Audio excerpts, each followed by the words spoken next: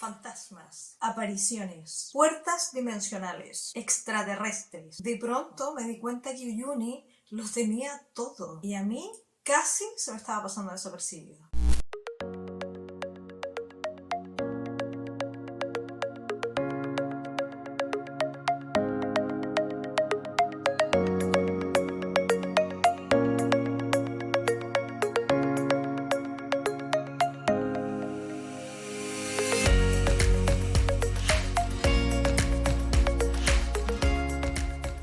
Voy a contar una historia. A los que ya son un poco habituales por aquí saben que a mí me gusta contar historias. Pero es que además me gusta contarlas desde un principio. Para que tú entiendas la introducción de este podcast, haciendo referencia a marcianos, apariciones, yo tengo que contarte esta historia. Y esta historia empieza cuando yo supe del reto Teje 3 palabras, que a su vez está relacionado con las razones por las cuales yo abrí este canal, que son razones largas y numerosas y un poco complejas de explicar, pero que algún día, con un poquito más de tiempo y tratando de resumir al máximo posible, te las voy a contar por si te interesa saberlas. Y una de esas razones era que yo quería diseñar algo no solamente para mi uso personal. Entonces, claro, cuando yo escuché de esto del reto Teje 3 palabras, uní cabos y dije, esto es para mí. Porque además yo me voy a ir esforzando a cumplir con unos ciertos requisitos y a llegar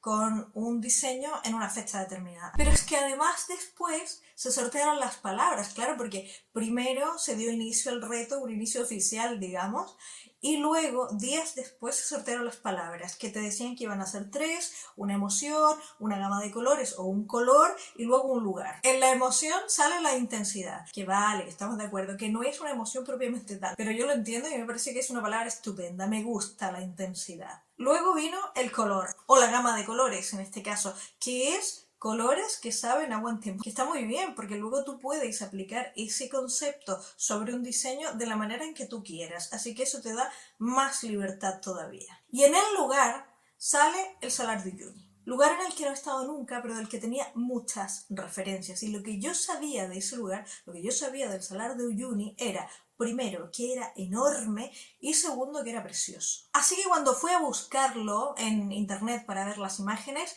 vi una enorme extensión donde dominaban principalmente dos colores, el azul intenso y el blanco. Así que sin tener que hacer tantas sumas y restas, yo más o menos ya tenía en mente lo que podía hacerse con esos colores, con ese lugar y con esa emoción. Y la verdad es que para mí todo encajaba perfecto, todo cuadraba. Hombre, con esto tampoco quiero decir que lo tuviera todo súper claro desde el primer minuto. De hecho, en un principio lo que yo iba a tejer era un cuello.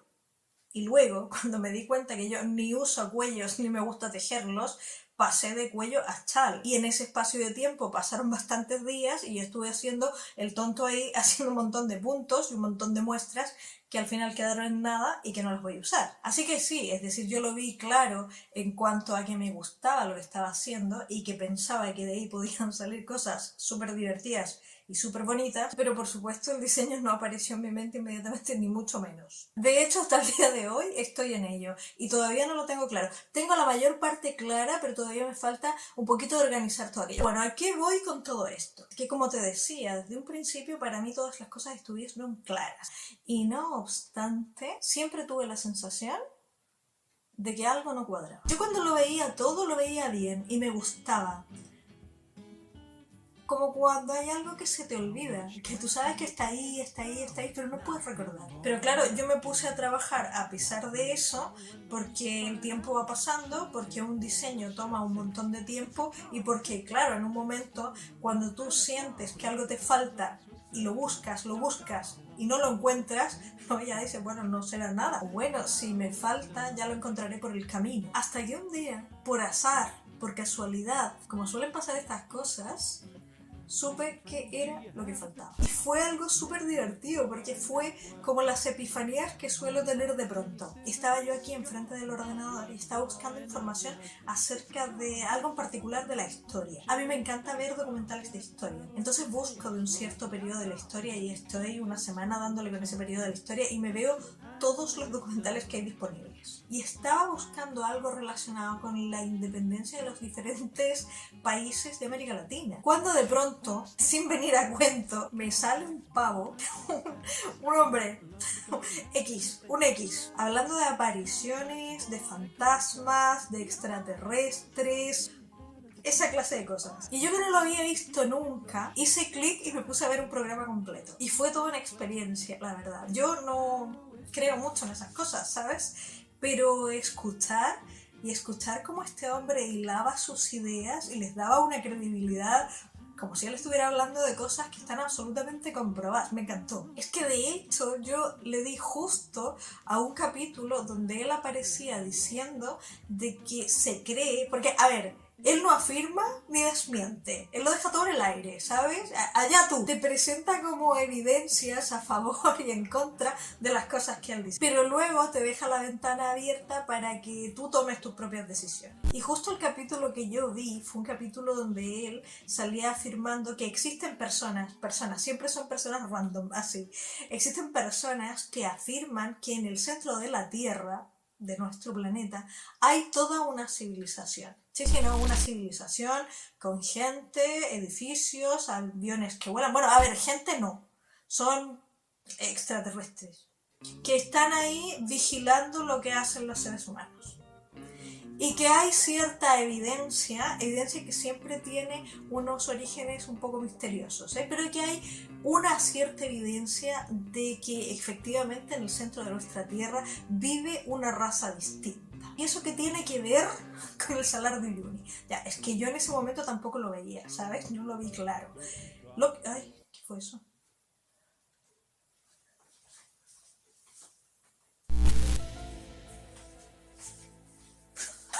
Madre, qué susto. Eso me pasa por estar riendo de los marcianos, ¿ves? Nada, fue un pájaro. Siempre me pasa algo que me asusta. Bueno, el caso. Que me ha asustado. El caso es que mi cerebro en ese momento pues no computó, no analizó la realidad en ese mismo instante y no me entregó la información.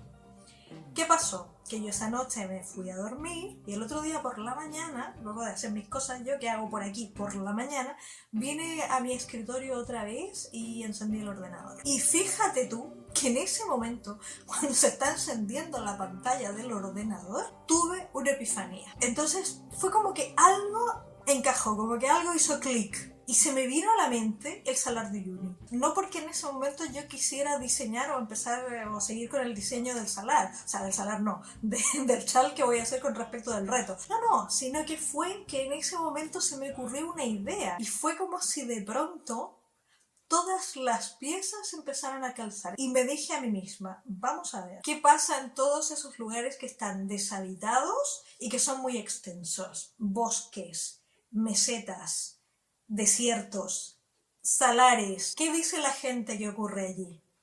Avistamientos ovni. Hombre, el área 51 no está en Boston ni en Nueva York. Está en un... ¿Nevada? ¿Es? ¿En Nevada? Área 51, en Nevada. Y en ese momento fue cuando lo vi todo claro.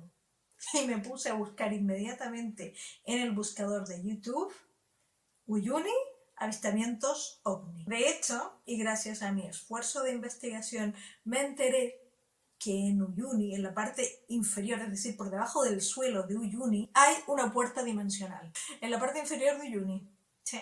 Mira, yo no voy a poner vídeos aquí, no voy a poner material aquí porque no es material de mi propiedad y como no quiero estar ahí escribiendo, preguntando si puedo usar el material y esperando 100 años a que me respondan, yo simplemente te dejo la inquietud. Aquí abajo estarán apareciendo las palabras claves que tienes que utilizar si quieres entrar en este mundo.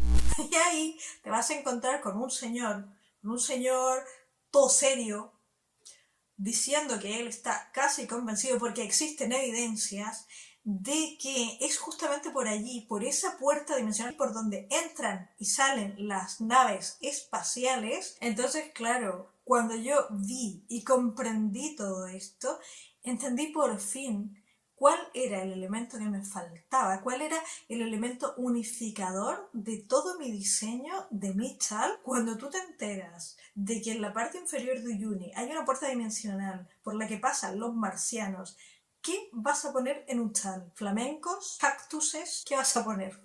¿Marcianos? Y todo esto es para explicarte que mi chal va a llevar marcianos. A ver, marcianos, tampoco nos pongamos locos. Que yo esté un poco para allá no implica que pierda el sentido de las proporciones. Va a llevar mi chal en un pequeño rincón unos marcianitos chiquititos. En realidad, estos marcianos van a actuar como clave, como una clave secreta que solamente vamos a comprender yo y las personas, las pocas personas, las menos personas ahora ya después de esto, que se decidan a tejer mi chal. Como una seña, como un signo de identidad de todas las personas que tejan este chal. Bueno, no de todas las que conozcan esta historia, porque tal vez en el futuro algunas personas sí que lo tejan, pero no van a saber por qué están ahí los marcianos, a no ser que escuchen este podcast. Para el mundo en general va a ser simplemente un chal con marcianos, con 3 marcianos que están ahí, quién sabe por qué. Y es que además a mí el factor extraterrestre me va muy bien, no digo a mí, digo al chal, porque me sirve para poder representar una de las palabras claves, que es la intensidad. Hasta ahora yo había pasado un poco de la intensidad. A ver, no porque no me gustara, de hecho ya he dicho que la intensidad era una de las palabras que más me gustaba. Y decía, bueno, la intensidad va implícita en el diseño del chal. No obstante, ahora es como haberle dado el clavo de forma directa, porque vamos a ver, ¿qué hay más intenso que un marciano? Si es que no hay nada más intenso que un marciano, es que no lo hay. Y fíjate que a mí todo esto me ha dado para pensar un poco. Hola, soy yo, la ardilla, la simpática del canal. Aparecí en un cameo en un vídeo anterior. Y a pesar de que no me has visto mucho en los podcasts, porque esta no me saca mucho, ya me voy haciendo de mi grupo de seguidores y fans. Estoy aquí para advertirte de que este episodio es larguísimo, porque es para darte la lata, que se le ocurre esto, que piensa lo otro, como si a alguien le importara lo que a ella se le ocurre o lo que ella piensa. Qué pesada que es. Mira, te lo voy a decir claramente. Si estás aquí, vete. Vete ahora mismo. Huye ahora que puedes. Suscríbete, déjale un like, ponle un comentario para que luego no ande llorando toda la semana, porque además de pesada es llorona. Y luego vete. Vete a otro podcast si no quieres estar aquí 1 hora escuchando tonterías. Pues nada, esto es para que luego no digas que no te avisé. Adiós, escríbeme. Déjame un comentario, dime cosas bonitas, ve a Instagram y dile a la pesada que me saque más seguido. Y fíjate que me dio para pensar cómo es que se producen esta clase de fenómenos. A ver, ¿a qué me refiero? A que de pronto tú ves una idea, un proyecto, lo que sea, ¿no? Y ves que todas las piezas calzan, que todas las piezas cuadran, pero sientes esa sensación de que algo te falta. ¿Sabes que esto que me ha pasado puede que no sea un ejemplo explícito de lo que te voy a contar ahora? Pero fíjate que a veces nos ocurre esto. Repasas y remiras y rebuscas y al final no entiendes por qué tienes esa sensación de que algo te falta. Y ocurre lo siguiente, en realidad esto parece una cosa difícil de explicar, pero no lo es tanto. A ver, existe una explicación, lo que pasa es que esa explicación a su vez es muy compleja, pero se puede simplificar. Vamos a ver, así, cortando a saco, ¿sí? Como si yo tuviera un hacha y empezara a cortar para poder simplificar bastante esta explicación. Paréntesis, no es que yo lo entienda todo y lo tenga todo muy claro y te lo voy a explicar a ti en sencillo para que tú lo entiendas porque tú no te enteras de nada. Cuando digo ejemplos sencillos, los voy a usar porque fueron exactamente los mismos ejemplos que me sirvieron a mí para entender todo esto. Y lo que pasa es que nuestro cerebro en el procesamiento de la información tiene, por así decirlo, 2 grandes sistemas de procesamiento de información. Estas cosas tienen nombres súper técnicos, pero para que nos entendamos así en palabras más o menos coloquiales que entendemos todos, tendríamos que uno de ellos es el sistema consciente y el otro es el sistema subconsciente o inconsciente de información. El sistema consciente, vamos a decirlo así, es muy sencillo de comprender. Esto es mentira. El sistema consciente de información tiene unas normas y unas reglas que son un poco más claras y que hasta ahora, con los descubrimientos y con toda la información y con todos los estudios que se han hecho, está un poquito más claro. Y con esto me refiero a la forma que tenemos nosotros, por ejemplo, de recordar información, de procesar información, de utilizar esa información para tomar decisiones. Claro, se maneja un poco más de información y más o menos se van descubriendo cosas cada día que nos llevan a entender mejor cómo funciona nuestro cerebro en su parte consciente. Lo que pasa es que del sistema subconsciente se sabe casi nada. Es decir, se cree que está ahí. Hay ciertas evidencias que indican que hay un procesamiento subconsciente o inconsciente de la información, pero no se sabe en absoluto cómo funciona. La evidencia que se ha encontrado indica o sugiere que el procesamiento subconsciente de la información es casi que contrapuesto al que utiliza el sistema consciente. Mira, te voy a poner un ejemplo que seguro que te ha pasado. Si has estudiado en el colegio o en la universidad, donde sea, seguro que esto alguna vez te pasó. Acuérdate tú de cuando estabas dando exámenes, rendiendo exámenes escritos. ¿Sí o no que te pasó? Que un día te preguntaron algo y tú sabías que esa información la sabes. ¿Te acuerdas que la estudiaste? ¿Te acuerdas incluso hasta el lugar del cuaderno o del libro donde estaba esa información, pero no te puedes acordar? Y tratas de recordar y tratas de recordar y a veces la información aparece, pero otras veces no hay caso, no aparece. ¿Qué es lo que haces? Bueno, uno generalmente cuando te pasa eso y estás ahí media hora tratando de recordar, ya al final te rindes y entregas el examen. Y dime que no es cierto, que entregas el examen, sales y aparece la información. ¿Sí o no? Si no te ha pasado, es que tú nunca has rendido un examen escrito, porque eso nos ha pasado a todos. Tú dices, ¿pero cómo? ¿Cómo es posible que ahora que voy saliendo me aparezca la información? Se cree que ese fenómeno se produce por la utilización involuntaria que hace el cerebro de la información que almacena y maneja el sistema subconsciente o inconsciente. Y esto abre un mundo de posibilidades que recién ahora se están empezando a explotar. Esto abre la posibilidad de que nosotros podamos manejar hasta cierto punto o facilitar más bien el procesamiento de información que tiene nuestro cerebro. Y lo único que tenemos que hacer en este caso, en el caso de que nosotros queramos utilizar un poquito mejor el sistema subconsciente, es darle espacio para trabajar. Claro, cuando nosotros estamos tratando de recordar la información de forma consciente, estamos utilizando todas las estructuras y todos los sistemas que tiene el sistema consciente para poder recordar. Te acuerdas del momento en el que lo estabas estudiando, te acuerdas del lugar de la página en que estaba esa información, o si lo subrayaste o lo que sea. De esa forma, tu cerebro trata de ir buscando pistas para encontrar la información y traerla a tu memoria en ese momento. Básicamente es así como funciona el sistema consciente. Es decir, tratar de concentrarnos y tratar de rescatar la información del cúmulo de información que manejamos en ese momento. Pero el sistema subconsciente no. Se cree, como ya te había dicho, que el sistema subconsciente hace exactamente lo contrario. Es decir, si en el sistema consciente tú tienes que concentrarte en el objetivo, en el sistema subconsciente es exactamente lo contrario. Tú lo que tienes que hacer es alejarte lo más posible de ese objetivo. Cuando tú dejas, se cree que cuando tú cambias el foco atencional del objetivo, el sistema subconsciente trabaja más libremente y puede hacer todas esas evocaciones y esos saltos que el sistema consciente no haría jamás. Claro, porque el sistema consciente va de un punto al otro y luego al otro y luego al otro, formando como una carretera en línea recta, por así decirlo. En tanto que el sistema subconsciente salta para allá, salta para acá, vuelve, coge a lo mejor un pensamiento, luego una emoción, luego un lugar, una palabra, y toma todo eso y lo mezcla para ayudarte a llegar al objetivo, pero de una forma diferente. Esta al menos es la explicación que le han dado muchos científicos a ciertos fenómenos que nos ocurren como este.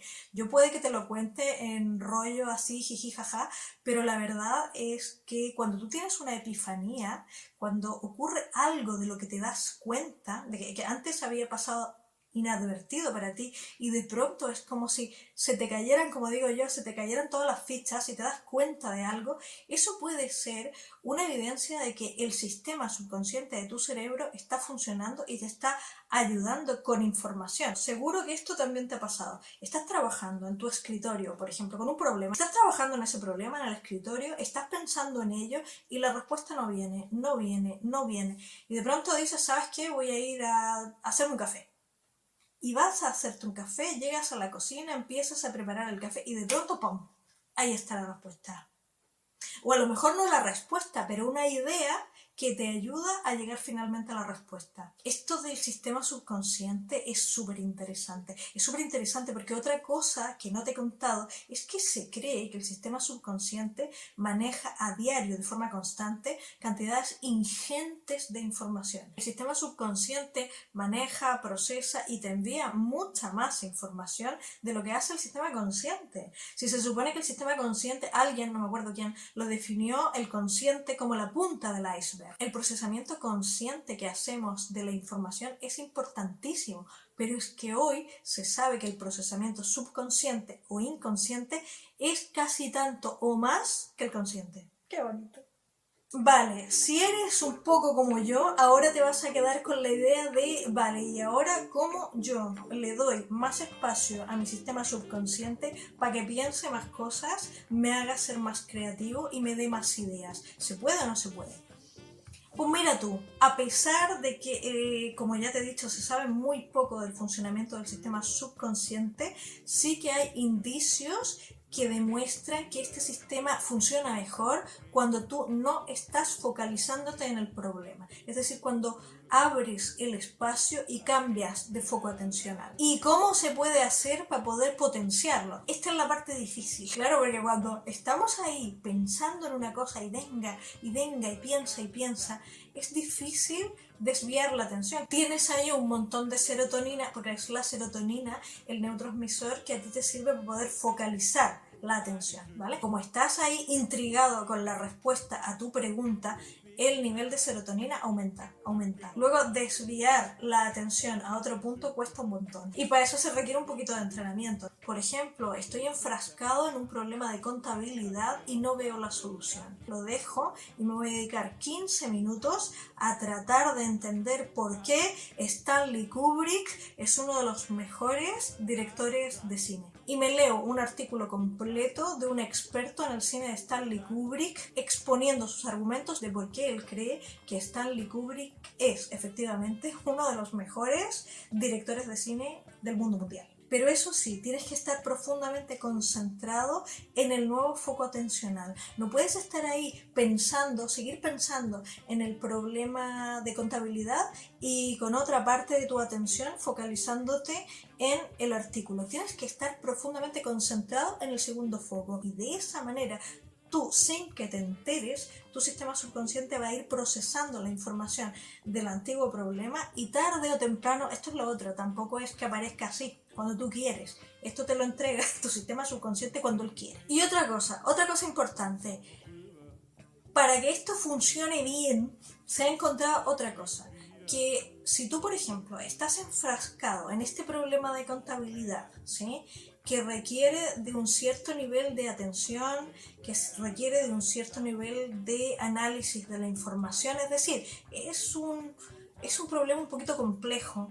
Si tú cambias el foco atencional, tiene que ser a un asunto que sea igualmente complejo. Esta es la parte triste del tema, porque claro, no puedes simplemente desconectar. Generalmente funciona mejor cuando nosotros cambiamos de foco, pero a un problema que es igualmente complicado. Por eso te decía que pasas del problema de contabilidad y te ponía como ejemplo un artículo acerca de la forma de dirigir de Stanley Kubrick, que no es que sean películas de Disney precisamente. Hombre, si te gusta mucho el mambo, igual podría ser el cine de Tarkovsky, eso ya como tú veas. Pero en cualquier caso, trata de que el cambio de foco atencional sea de un problema de un cierto nivel de dificultad a uno que sea más o menos igual.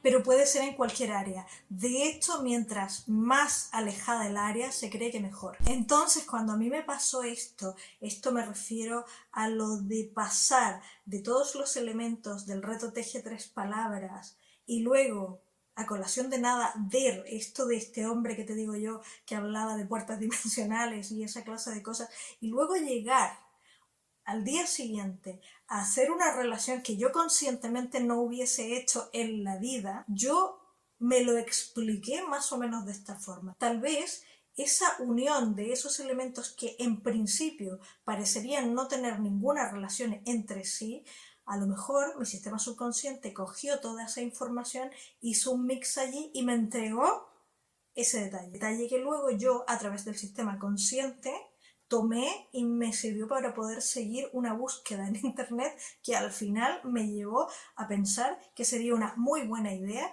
poner extraterrestres en un chal de punto. Bueno, si crees que esto tiene algún sentido y quieres comentarme alguna de las cosas que tú crees que podrías atribuir a tu sistema subconsciente, déjamelo aquí abajo en comentarios. Porque a lo mejor, oye, tu sistema subconsciente te entrega un montón de información valiosa y tú quieres compartirlo con alguien. Si quieres, compártelo conmigo, me lo dejas aquí abajo. Ya te lo he dicho en otras ocasiones, no tengas miedo de compartir tu locura conmigo.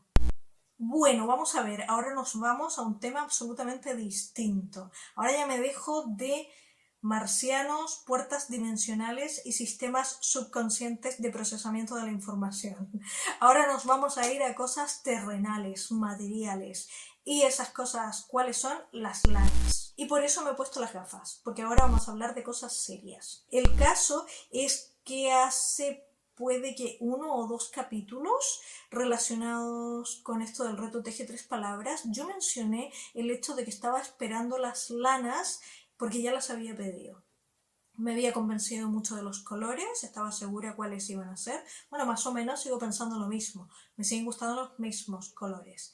Y lo que hice fue pedir las lanas. Y como 10 días después comenzó la emergencia sanitaria. En teoría, en ese lapso de tiempo tendrían que haber llegado, pero no llegaron.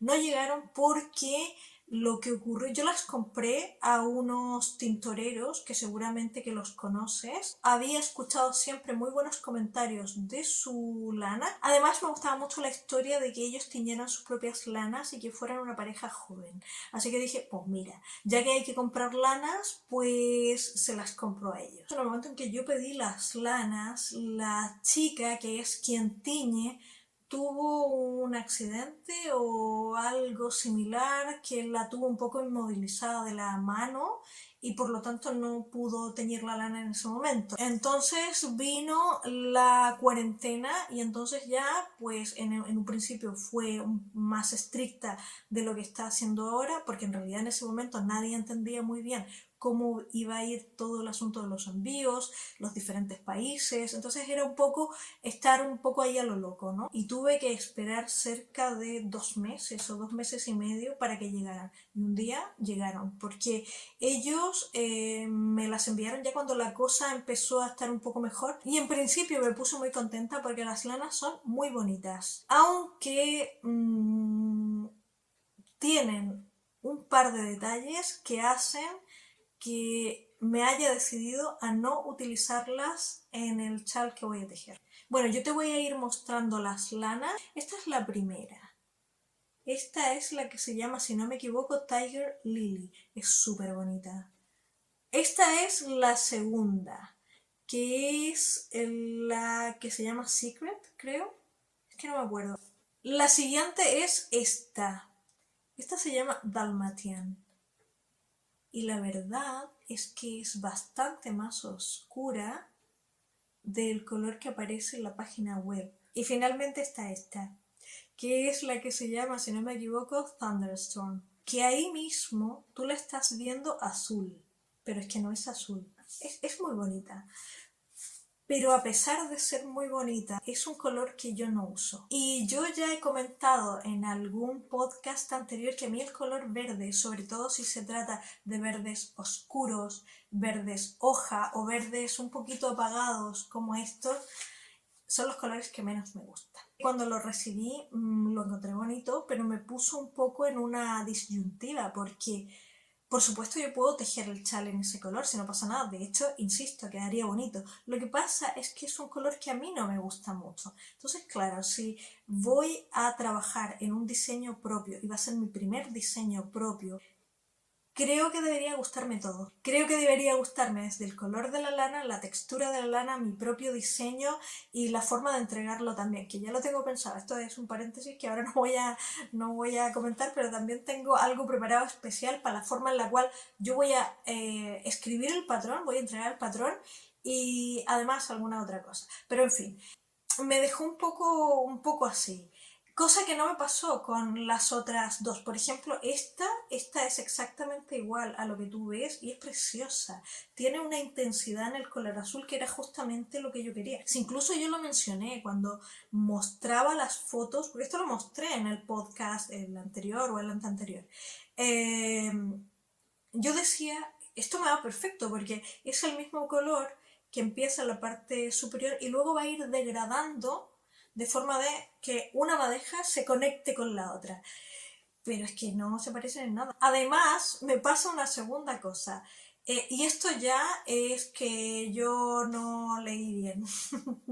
Para variar, si parece que yo tengo problemas de comprensión de lectura, oye. No leí muy bien y claro, yo leí solamente la parte que ponía fingering y que era hilo para tejer calcetines, ¿sí? Y a mí me pareció bien, a mí me pareció que 400 metros por gramo era ideal para hacer un chal, porque también estaba pensando que alguna parte del chal podía ir en brioche.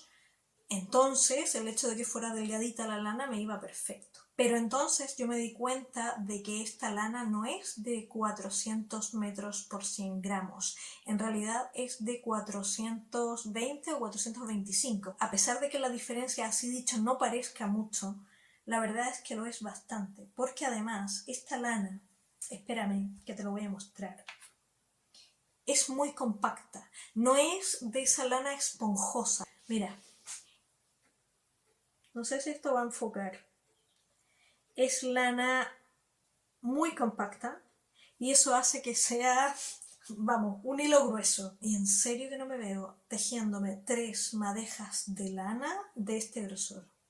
Yo las probé y van bien, bien, bien. Para tejer calcetín, por ejemplo, van bien, o como a mí me gusta, con número 2. Yo me pongo a tejer un chal de 3 madejas con esto que no acabo jamás.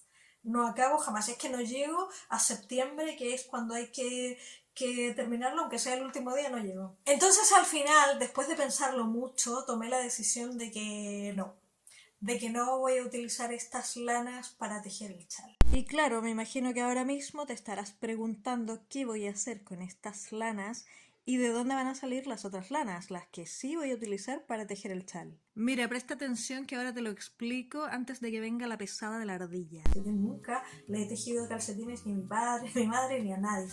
Hombre, y sería espectacular poder tejer un par de calcetines con esto. Yo creo que le van a encantar. Ni te explico lo bonito que va a quedar. De hecho, me hace esta ilusión. Imagínate unas manoplas con esto, un par de calcetines para mi madre. Qué bonito. Sí, como te digo, o sea, hasta me hace ilusión porque fue como, vale, no las ocupas para eso, pero a ver, no es que no las vayas a usar. Así que muy probablemente pronto haya manoplas nuevas. Mira por favor, qué bonito. Esos rojos, esos amarillos, me encanta. Este color me encanta, Tiger Lily se llama. Bueno, ¿y ahora qué? ¿Qué vamos a hacer con el asunto de las lanas? Cuando dije ya, estas lanas no las voy a usar para eso, me quedé pensando ahí, ¿y ahora qué usas? Y barajé 2 alternativas. La primera era comprar lanas nuevas en otro sitio y la segunda, teñir mis propias lanas. Si alguna persona de las que en algún momento llega a ver el chal está interesada en tejerlo y a la vez está interesado en tejerlo en las mismas lanas, pues va a ser un poco difícil. Igual no toda la gente está interesada en teñir lana. Eso es algo que me gusta a mí, pero no tiene que gustarle a todo el mundo. Entonces lo mejor para esta clase de iniciativas es que la persona pueda encontrar fácilmente, o al menos tenga la referencia de qué tipo de lana utilizaste tú. Bueno, y eso me deja con la última alternativa, que es volver a comprar las lanas. Y eso es justamente lo que voy a hacer. Se me vinieron varios nombres de tintoreros españoles, tintoreros y tintoreras españoles a la mente, pero al final me decidí por unos porque había escuchado maravillas de sus bases y la verdad es que tenía muchas ganas de probarlas.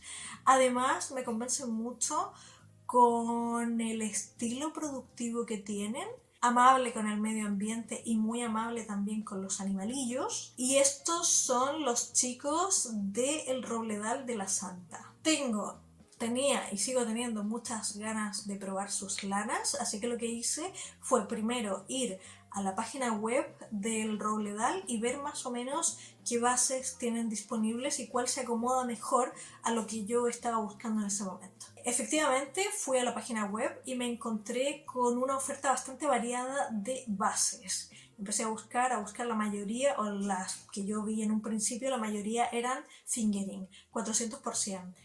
Y yo quería algo que fuera, como ya te he comentado, algo un poquito más grueso, una fibra un poco más gruesa. No pensaba que iba a encontrar exactamente lo que yo quería, pero fíjate, sí que lo encontré. Tienen una base que seguramente ahora está apareciendo por aquí, que se llama Surimi. Creo que así se llama, no lo tengo abierto ahora en el ordenador, no lo tengo en la pantalla. Pero creo que se llama Surimi y tiene precisamente 300 metros por 100 gramos. Me entusiasmó un montón, estuve viendo el precio es súper conveniente para hacer una lana de la calidad que tiene esa lana. Y me puse a buscar variantes de colores, pero solamente la tienen disponible, creo que es uno o dos colores, el nude y otro color muy similar al nude, algo muy suave. Y entonces lo que hice fue ponerme en contacto con los chicos del Robledal. Les envié un mensaje, me contestó Jackson, que es uno de los chicos que forma parte del Robledal.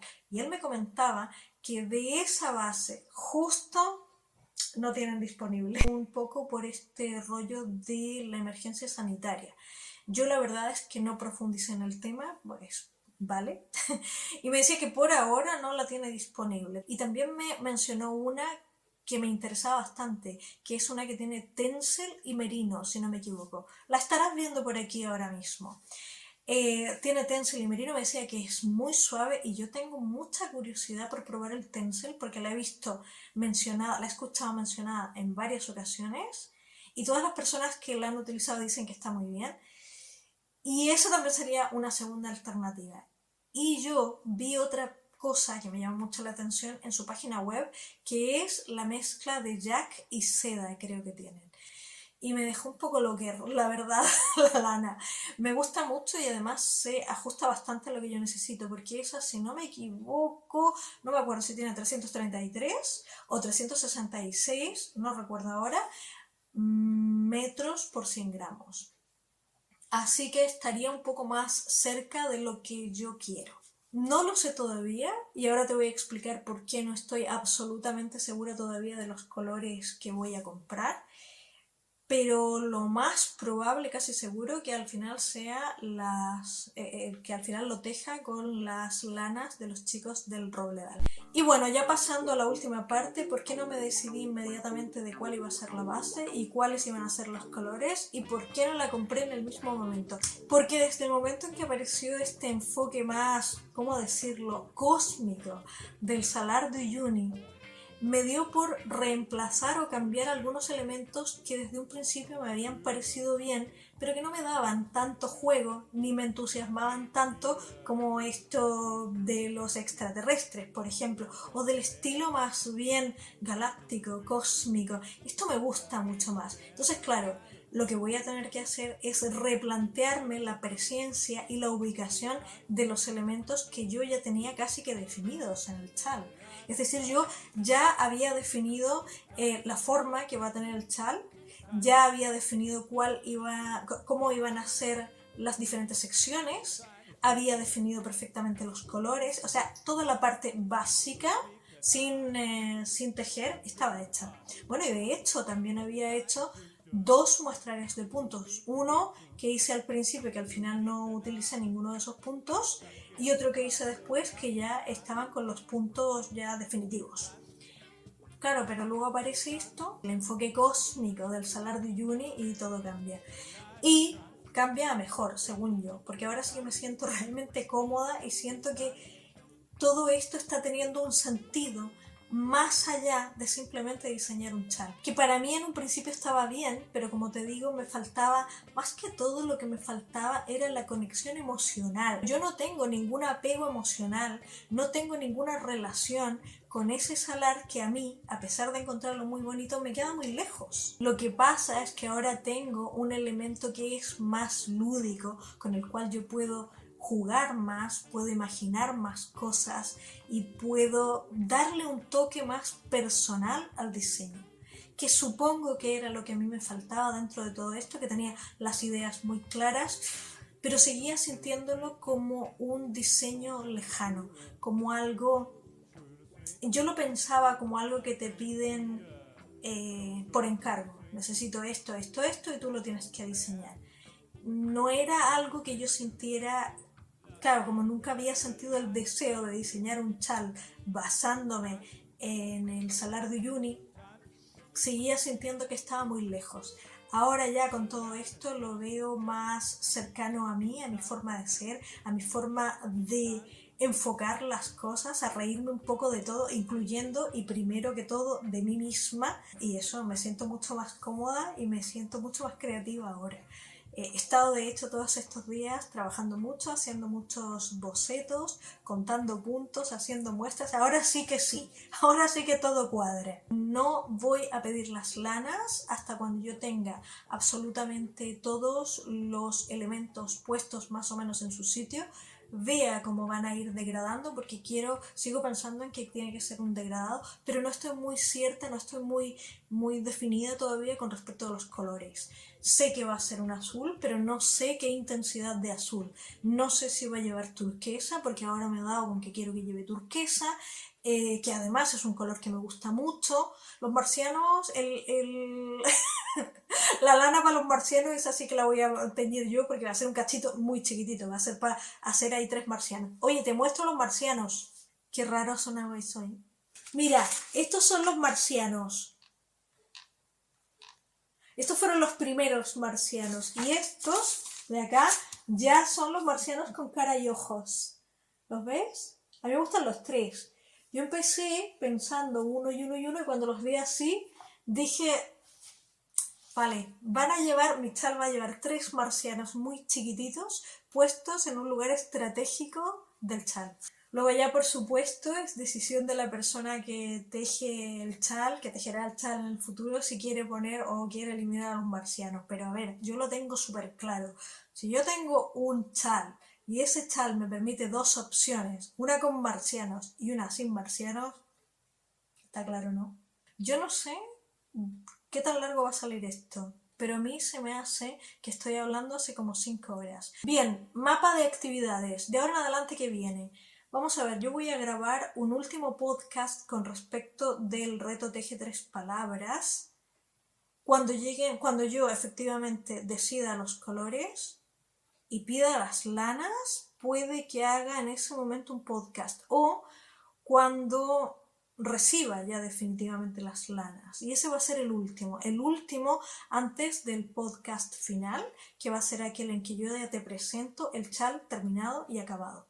Que yo espero que eso sea a fines de julio. No quiero extenderme más porque hasta donde yo recuerdo, eso que escuchan son los platos de la cocina. Porque yo recuerdo, no estoy segura porque lo tengo que mirar todavía, pero me parece mucho que esto ya, el patrón acabado, tiene que estar terminado y entregado el día 5 de septiembre, es que no me acuerdo. Bien, pues a mí me gustaría tener esto acabado un mes antes. Entonces, desde el momento en que yo reciba las lanas y me ponga a trabajar, ya no hay más podcast relacionados con el reto Teje 3 palabras hasta que entregue el diseño definitivo. Se va a ver ya ahí acabado. Mira, yo no sé si esto va a quedar bonito o no, pero ten por seguro que yo he hecho un profundo análisis de mis pensamientos, de mis emociones, del sistema consciente y del subconsciente para poder hacer este diseño.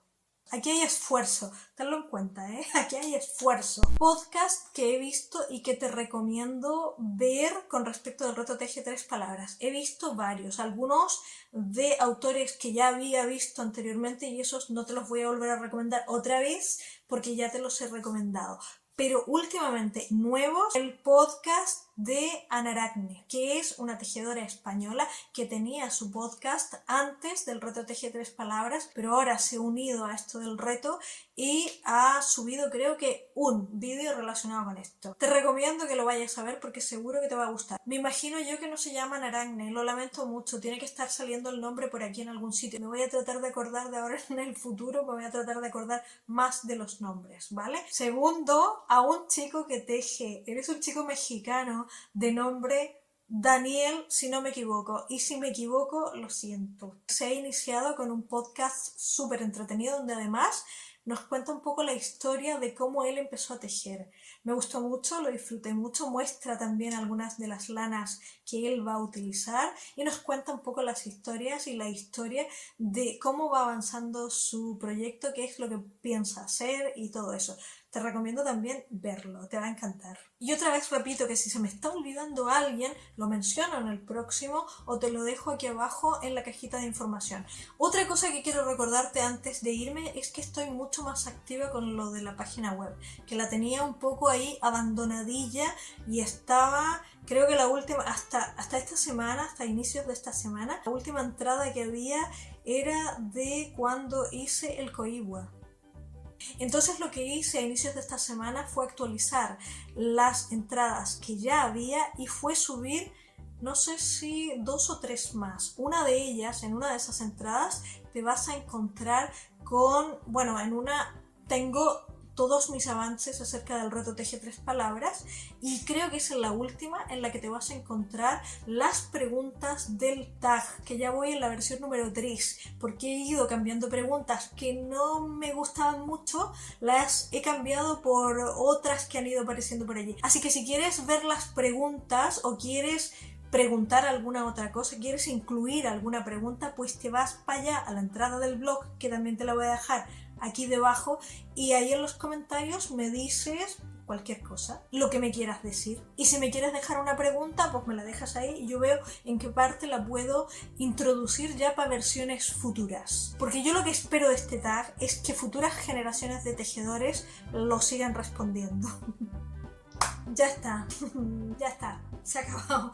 Ya no te mareo más. Me voy, pero volveré, ¿eh?